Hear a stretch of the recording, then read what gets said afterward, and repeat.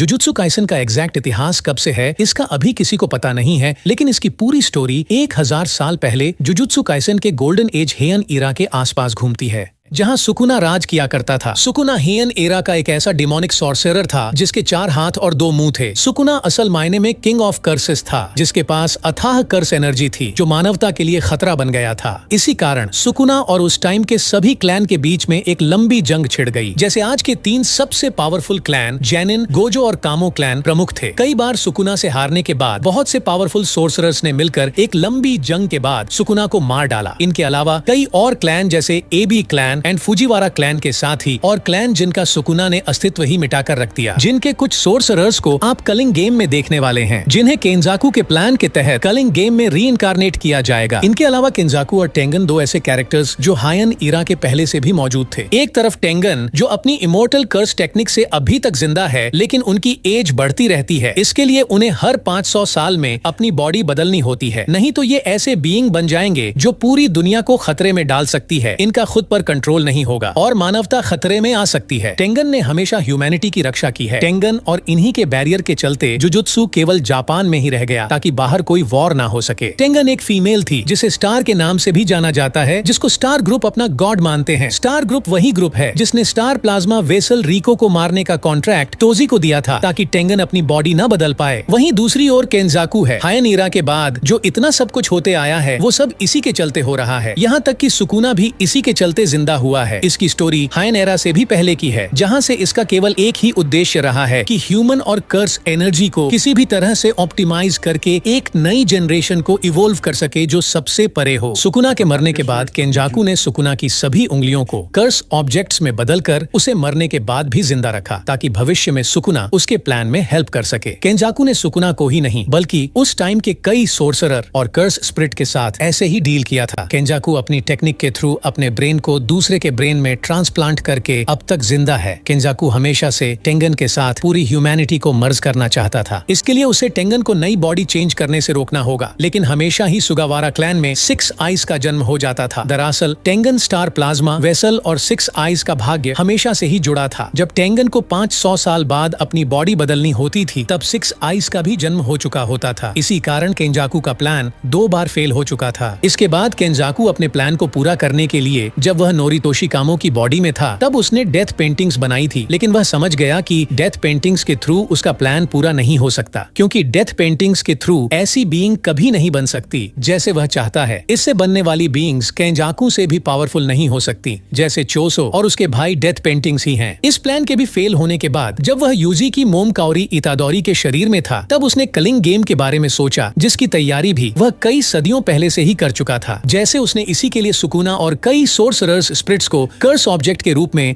जिंदा रखा था, जो उसने इस टाइम कई लोगों को खिला रखा है। अब तक आप इतना समझ गए होंगे कि केंजाकू का पहला प्लान टेंगन को इवोल्व करके नई बीइंग बनाना, जो 6 आइज के कारण 2 बार फेल हो चुका था। दूसरा प्लान नोरितोशी कामो के टाइम डेथ पेंटिंग्स भी फेल हो चुका था, क्योंकि जैसा वह चाहता था वो वैसे नहीं बने। अब उसका तीसरा प्लान कलिंग गेम स्टार्ट होने वाला है। इसके बाद जन्म होता है एक ऐसे लड़के का जिसके कारण केंजाकू के पहले का प्लान भी कामयाब होने वाला था, जो कि जुजुत्सु काइसन के पूरे इतिहास और भाग्य को भी पलट कर रख देता है। वो है जेनिन क्लैन का वंशज तोजी फुशिगुरो। जैसा कि मैंने पहले बताया था कि हमेशा ही टेंगन, स्टार प्लाज्मा वेसल और 6 आइज तीनों एक साथ ही एक समय में होते थे। अब स्टार प्लाज्मा वेसल, रिको और गोजो का भी जन्म हो चुका था, लेकिन इस बार तोजी भी आ चुका था, जिसने इस बार 6 आइज के होते हुए भी रिको को मारकर टेंगन में मर्ज नहीं होने दिया और केंजाकू के कलिंग गेम को भी कोई खराब ना कर सके। इसके लिए केंजाकू ने गोजो को भी कैद कर दिया, क्योंकि वह जानता था कि गोजो को कोई हरा नहीं सकता। इसके बाद कलिंग गेम कैसे स्टार्ट हुए और उसमें क्या क्या हो रहा है, इसकी वीडियो हमारे चैनल में ऑलरेडी है। अगली वीडियो में हम 3 बड़े क्लैन के साथ गोजो और यूता के पास्ट के बारे में बात करेंगे।